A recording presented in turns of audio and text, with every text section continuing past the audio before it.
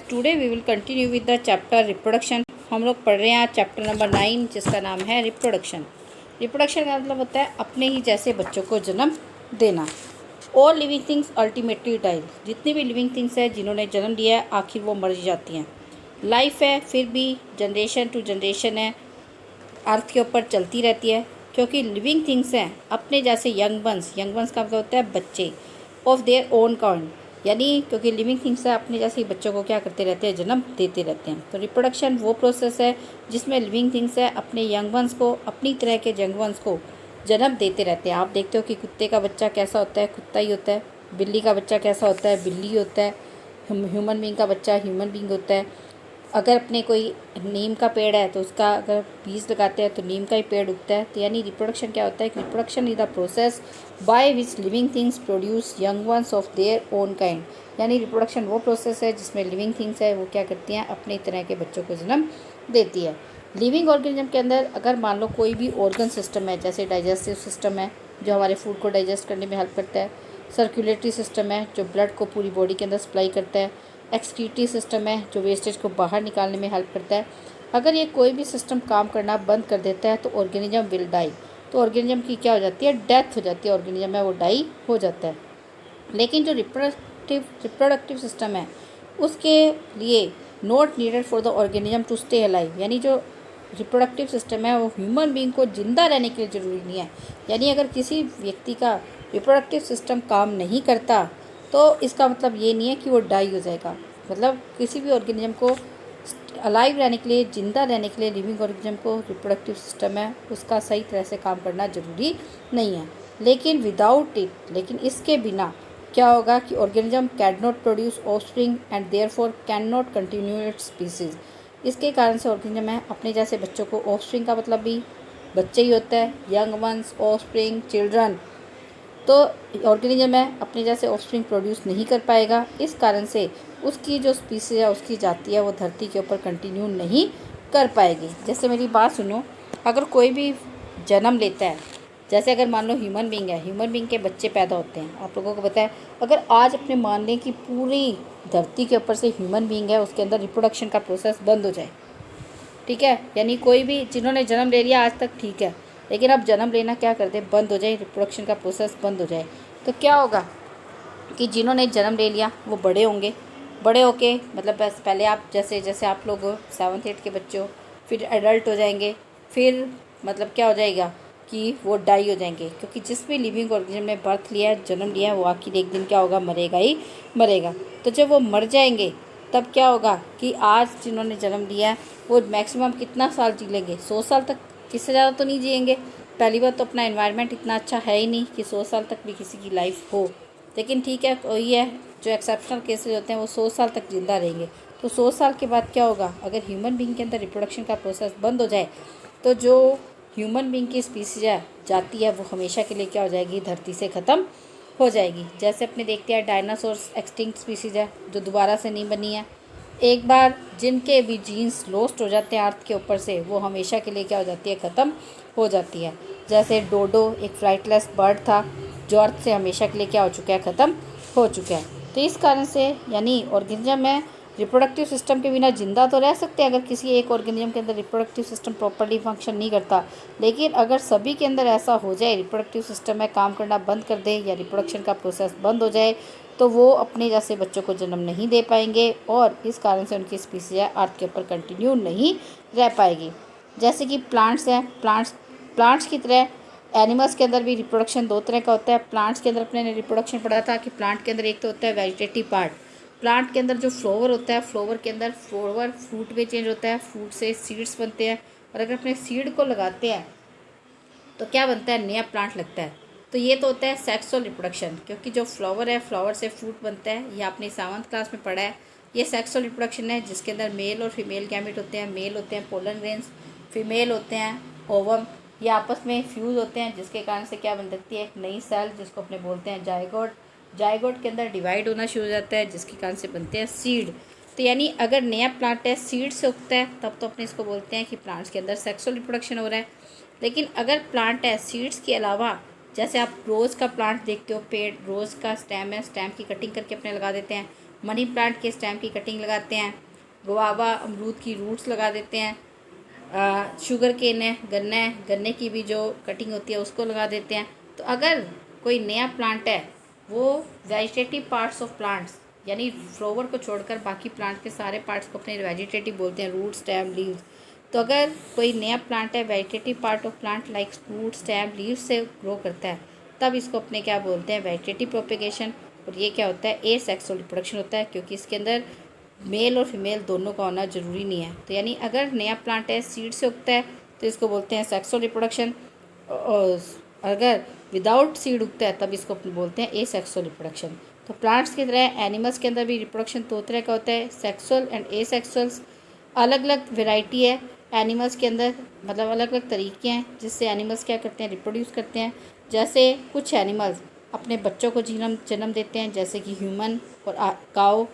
कुछ एनिमल्स अपने अंडे देते हैं और उन अंडों से क्या होते हैं कि बच्चे निकलते हैं जैसे कि बर्ड्स एंड स्नेक्स। हाइड्रा है, उसकी पेरेंट की बॉडी से ही एक आउटग्रोथ बाहर निकलती है जिसको बोलते हैं बर्ड, उससे नए बच्चे का जन्म होता है।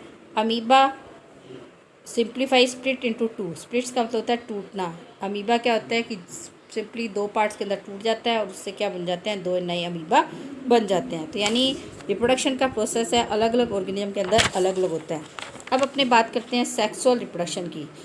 Most advanced multi cellular animals, multi cellular का मतलब जिनकी बॉडी है बहुत सारे नंबर ऑफ सेल्स से मिलकर बनी होती है। तो बहुत ज़्यादा जो एडवांस मल्टी सेलर एनिमल्स जैसे कि इंसेक्ट्स, रेप्टाइल्स, मैमल्स, उनके अंदर सेक्सुअल रिप्रोडक्शन होता है। सेक्सुअल रिप्रोडक्शन है, इसके अंदर फीमेल और मेल रिप्रोडक्टिव सेल्स हैं, वो आपस में मिलती हैं, फ्यूज़ होती हैं, एक फर्टिलाइज एग बनता है और जो फर्टिलाइज एग होता है उसी से क्या बनता है, एक नया ऑर्गेनिज्म है वो बनता है। एनिमल्स जैसे कि frog, fishes, birds, reptiles, humans, इनके अंदर मेल और फीमेल फॉर्म्स हैं, सेक्सेज हैं, अलग अलग होते हैं। मेल अलग होता है, फीमेल अलग होता है, जिनके अंदर अलग अलग रिप्रोडक्टिव ऑर्गन्स होते हैं। एक इंडिविजुअल है वो एक ही तरह की रिप्रोडक्टिव सेल प्रोड्यूस करता है, रिप्रोडक्टिव सेल है एक ही तरह की प्रोड्यूस करता है। इंडिविजुअल का मतलब एक व्यक्तिगत यानी एक अकेला। जैसे मेल है वो मेल गैमेट प्रोड्यूस करेगा, फीमेल है तो फीमेल गैमेट प्रोड्यूस करेगी। तो मेल सेक्सुअल ऑर्गन्स हैं वो मेल गैमेट जिसको अपने स्पर्म सेल्स बोलते हैं वो प्रोड्यूस करते हैं। फीमेल सेक्सुअल ऑर्गन्स वो एग सेल्स जिसको अपने ओवा और ओवम उस नाम से जानते हैं, वो क्या करता है, फीमेल सेक्सुअल रिप्रोडक्टिव ऑर्गन्स है। फीमेल गैमेट एग सेल्स ओवा या ओवम है वो प्रोड्यूस करते हैं। इस तरह से वो ऑर्गेनिज्म जो दो पेरेंट्स है, एक मेल होता है और एक फीमेल होता है, वो सेक्सुअल रिप्रोडक्शन के लिए चाहिए होता है। यानी जिनके अंदर भी सेक्सुअल रिप्रोडक्शन होता है उनके अंदर एक मेल और एक फीमेल दोनों की क्या होती है, ज़रूरत होती है। हालांकि अर्थवॉर्म है, लीचेज है, इनके अंदर बोथ मेल और फीमेल रिप्रोडक्टिव ऑर्गन्स है प्रेजेंट होते हैं, लेकिन ये क्या होते हैं, अर्थवॉर्म और लीचेज के अंदर मेल और फीमेल रिप्रोडक्टिव ऑर्गन्स है वो एक ही इंडिविजुअल के अंदर होते हैं। वो ऑर्गेनिज्म जिसके अंदर एक ही ऑर्गेनिज्म के अंदर मेल और फीमेल दोनों गैमेट्स प्रेजेंट होते हैं उनको अपने बोलते हैं हर्मेफेरोडाइट्स। क्या बोलते हैं, हर्मेफेरोडाइट्स। ये वर्ड लिख रखा है कि वो ऑर्गेनिज्म जिसके अंदर मेल और फीमेल है, रिप्रोडक्टिव गैमेट्स हैं, गैमेट्स यानी सेक्स सेल्स हैं, मेल होती है स्पर्म और फीमेल होती है ओवम, दोनों एक ही इंडिविजुअल के अंदर प्रेजेंट होते हैं, इनको अपने क्या बोलते हैं, हर्मेफेरोडाइट के नाम से जानते हैं।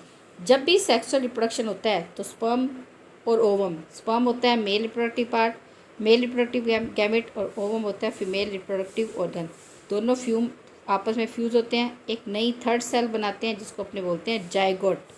यानी जब भी सेक्सुअल रिप्रोडक्शन होता है स्पर्म और ओवम फ्यूज़ होते हैं जिसके कारण से एक नई सेल बनती है जिसको बोलते हैं जाइगोट। और जो फ्यूज़न है स्पर्म और ओवम का, इस प्रोसेस को बोलते हैं फर्टिलाइजेशन। क्या बोलते हैं, फर्टिलाइजेशन।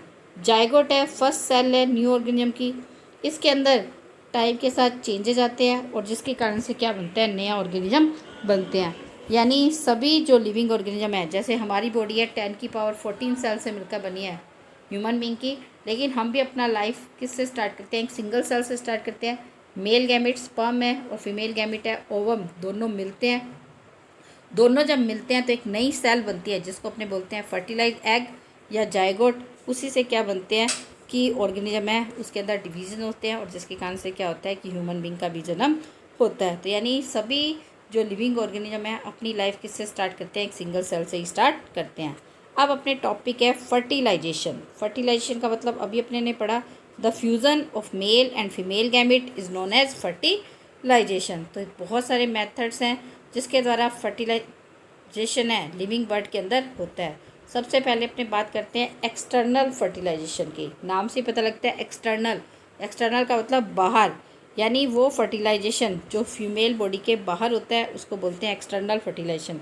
सी एनिमल्स जैसे कि स्टार फिश है, जेली फिश है, वो लार्ज ग्रुप के अंदर पानी के अंदर गैदर इकट्ठी होती है। दे ले देयर एग्स, वो वहाँ पर अपने अंडे देती हैं, and sperms together on the surface of water. यानी सी एनिमल्स है, स्टार फिश और जेली फिश है, वो लार्ज ग्रुप के अंदर वाटर के अंदर इकट्ठे होते हैं, वहाँ पर वो अपने अंडे देती हैं और स्पर्म देती हैं वाटर की सरफेस पे। स्पर्म में एग के साथ फ्यूज़ हो जाते हैं और जाइगोट बनाते हैं। जाइगोट है उससे नया इंडिविजुअल डेवलप होता है। इस तरह का फर्टिलाइजेशन ये फीमेल बॉडी की एनिमल बॉडी के बाहर होता है, इसलिए इसको अपने क्या बोलते हैं, एक्सटर्नल फर्टिलाइजेशन के नाम से जानते हैं। एनिमल्स जो पॉन्ड्स के पास या पॉन्ड्स के अंदर रहते हैं उनके अंदर भी एक्सटर्नल फर्टिलाइजेशन होता है। जब भी स्प्रिंग सीजन होता है, स्प्रिंग का मतलब होता है बसंत ऋतु आती है या बरसात का मौसम होता है, और बरसात का मौसम होता है, बसंत ऋतु आपको पता है फरवरी के अंदर आती है। जब सर्दी खत्म होती है तो एक बार मौसम है फरवरी मार्च के अंदर बहुत अच्छा हो जाता है, जब अपने बसंत पंचमी भी सेलिब्रेट करते हैं। उस टाइम ना तो ज़्यादा गर्मी होती है ना ज़्यादा सर्दी होती है। और रेनी सीजन के अंदर आपको पता है कि फ्रॉक्स हैं ये भी बहुत बाहर निकलते हैं।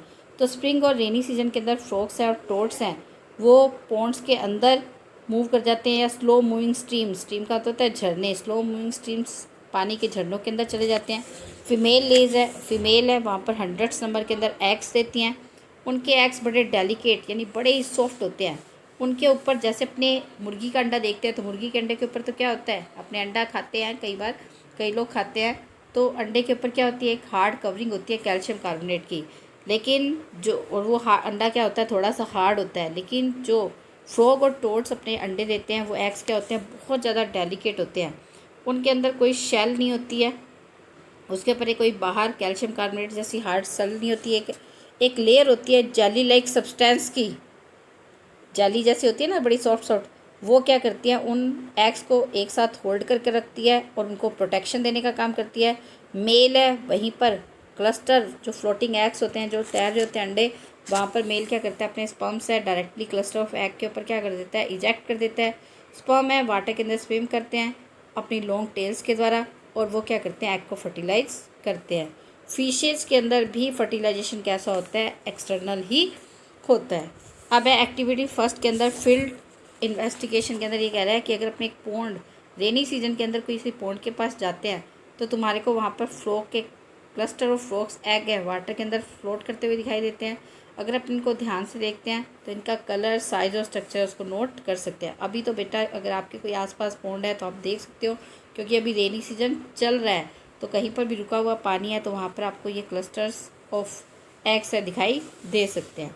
अब अपने बात करते हैं इंटरनल फर्टिलाइजेशन की। इंटरनल फर्टिलाइजेशन के अंदर क्या है कि बर्ड्स के अंदर, रेप्टाइल्स के अंदर, मैमल्स, मैमल्स का मतलब होता है जैसे हम लोग हैं, मैमल्स का मतलब होता है जो माताएं अपने बच्चों को डायरेक्टली अपना दूध पिलाती हैं। जैसे ह्यूमन बीइंग का बच्चा जन्म लेता है तो वो अपनी माँ का दूध पीता है, बाहर की कोई चीज़ नहीं खाता। गाय का बच्चा गाय का दूध पीता है, कुत्ते का बच्चा कुत्ते का दूध पीता है। तो मैमल्स ये लोग होते हैं। तो बर्ड्स, रेप्टाइल्स और मैमल्स हैं, ये क्या करते हैं, मेल है स्पर्म को रिप्रोडक्टिव सिस्टम है जो फीमेल का उसके अंदर डिपॉजिट करता है। फर्टिलाइजेशन है वो फीमेल बॉडी के अंदर होते हैं, वहीं पर मेल और फीमेल गैमेट आपस में फ्यूज़ होते हैं, जिसके कारण से क्या बनता है, एक नई सेल जाइगोट बनता है। इस तरह का फर्टिलाइजेशन है ह्यूमन बॉडी के फीमेल बॉडी के अंदर होता है, बॉडी के अंदर होता है। इस कारण से इसको अपने क्या बोलते हैं, इंटरनल फर्टिलाइजेशन के नाम से जानते हैं। क्या बोलते हैं इसको, इंटरनल फर्टिलाइजेशन, यानी जो फर्टिलाइजेशन है फीमेल बॉडी के अंदर होता है।